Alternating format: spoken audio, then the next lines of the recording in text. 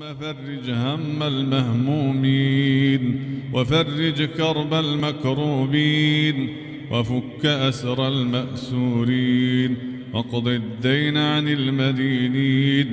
واشف مرضانا ومرضى المسلمين برحمتك وكرمك وجودك يا أكرم الأكرمين برحمتك يا أرحم الراحمين يا حي يا قيوم يا حي يا قيوم يا حي يا قيوم يا ذا الجلال والإكرام نسألك رحمة من عندك تغنينا عن رحمة من سواك اللهم يا فارج الهم ويا كاشف الغم يا مجيب دعوة المضطرين اللهم إنا نسألك الجنة ونعوذ بك من النار